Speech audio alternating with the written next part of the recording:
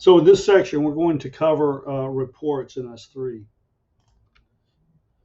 To start with, we're going to look at what reports are available for basic data manager, quality control, and things that have to be submitted as part of your required deliverables within the reimbursement.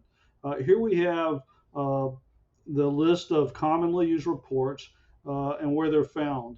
The payment report, which is necessary for your deliverables on the reimbursement, is found in the BI module. We'll be looking at that report in a little detail shortly. Then the reports menu within the delivery section of SAMIS will allow you to run the attendant sign-in sheet, the units of service activity report, the program units of service monthly, and the units of service activity client reports. And then on the program page, if you're required to run it, the monthly report can be found. So let's take a look at what these reports actually look like and how to run them, where to find them, and so forth. Now, I've already run an example of each of these reports for my test program. We're going to step through these one at a time. The most important report in terms of payments is the PUS payment report, and it's going to provide you with two payment options. And I'm going to come back in a moment. We're going to save this one for last to go over all the details. But suffice to say, at the moment, it's necessary to have completed all attendance for a month before you run this report and prepare it for a reimbursement. Now, we will come back to it. Let's start with looking at the attendant sign-in sheet for now. This is something you need to have by the first day of service, and it's going to be the way that your participants will be able to sign in and sign out. The parent's signature is usually what we would expect to see here in the signature column. Everyone in many cases will have the same sign-in time, but their sign-out times will be different in most cases. If a student is enrolled and not on this list, then you either need to create a new record for them or find their existing record if there is one and give it an new episode date that is relevant for the period of time you're running these for. So how do you run this? You would find it by going to reports and then attendant sign in. And you would choose your program and you would choose an involvement. It will always be all involvements. Current grades don't normally have a reason to run this for specific grade levels, so we leave that blank.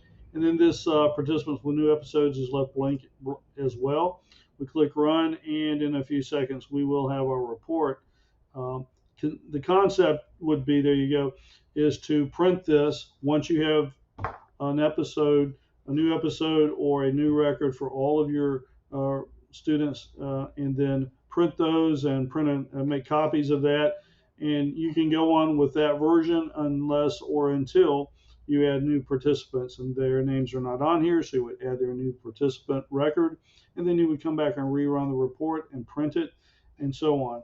Now, it's important that you have a process to scan this report, because you will attach a PDF to the reimbursement, or at least your finance manager may do that, but you can as well.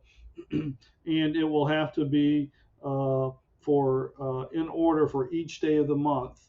And you'll scan all of those in order as one PDF, then attach that to your reimbursement. So that is how we get to the attendant sign-in sheet, how we use it, and how we run it. And again, if you click filter, you would see that those are the only two things, the program name and all involvements, that's necessary for that one. Let's now look at the units of service activity report.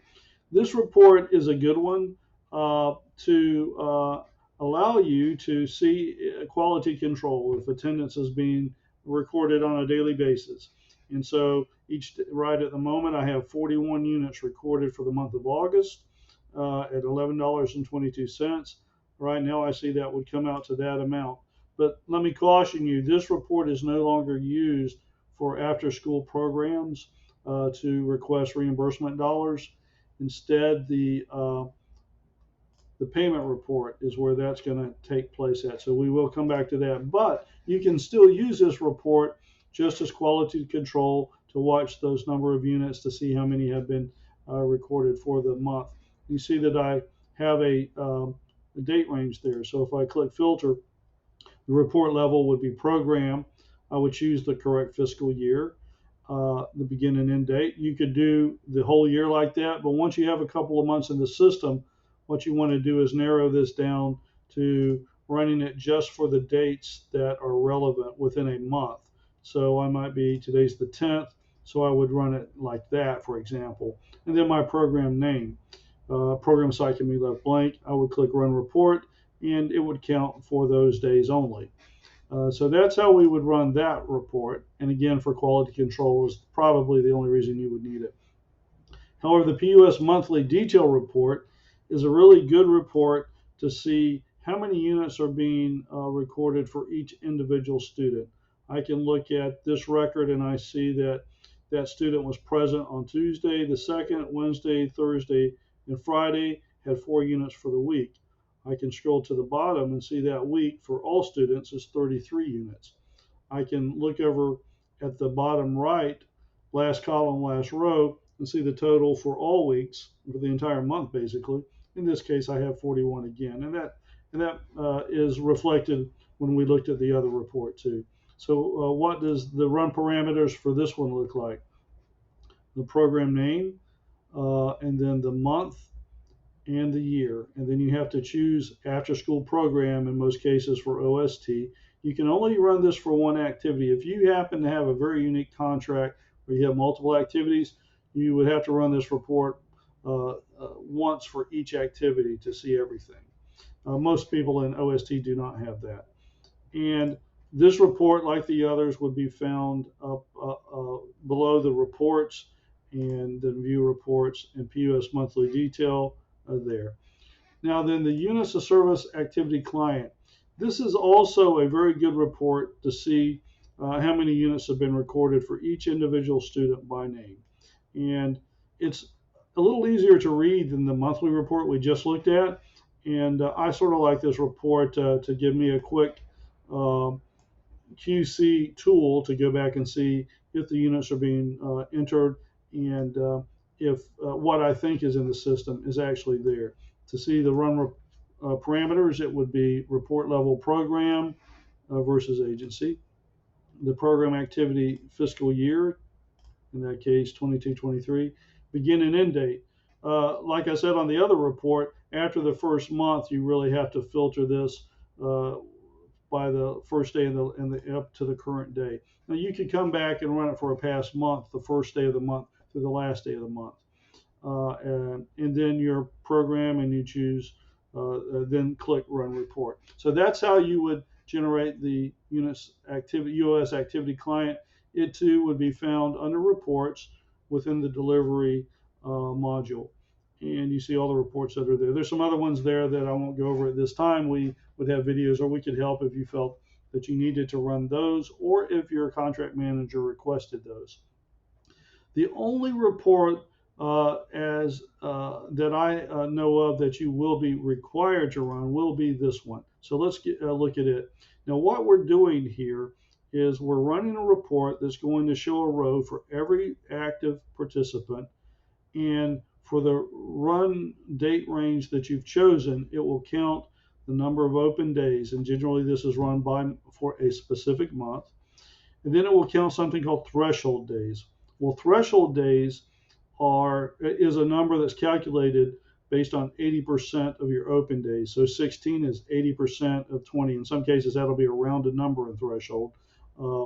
And then it looks at the number of days attended for the student on that row, and it tells you if they met the threshold or not.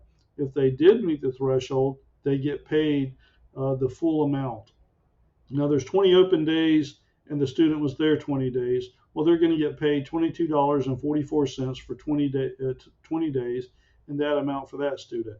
But look at a student that, let's see, well, I don't have a good example of what I was about to say, but I'll describe it. let's say that the next student, Brian here, actually attended 19 days. 19 days is more than the threshold of 16. So Brian would have, in that scenario, would have been paid $22.44 for 20 days, even though he was only there 19 days. So as long as the student is there uh, greater than or equal to the number of threshold days, they're paid as if they were there for all open days.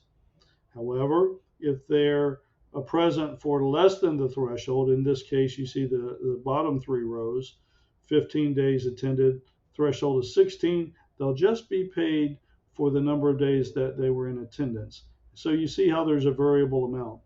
When the entire when the program runs, it calculates the values in this column, and that becomes your calculated amount. In this case, if I were to manually add those numbers up, I get this amount. The maximum amount is the 100% of contracted days times 100% of open service days times the units of service dollar amount multiplied by 1.1. And then that gives you the maximum amount. Now, this is test data, and we're doing a lot of things in here. Ordinarily, your maximum amount in reality would not be that different from your calculated amount unless you had a lot of absenteeism. So that's why that number is a little unusual looking right here. And it also shows you the number of contracted seats. So if you know the number of contracted seats, you know how much you're being paid per unit and the number of service days, then you can calculate what that would be and understand what that is. You would download this as a PDF. I won't click that now, but if you click that, that's would produce a PDF, and then this report would be attached to the reimbursement. And the instructions tell you use the lesser of the two amounts. So in this case, my reimbursement would be $1,683. I would attach the PDF to the reimbursement, and that's how you get paid. Now, the one thing to say about this is this only works properly if you use the close dates module correctly.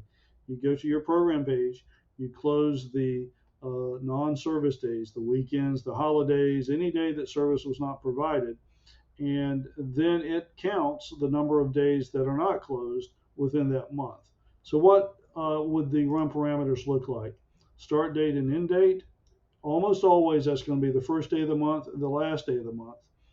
The fiscal year that you're running this for in your program name. But think about this.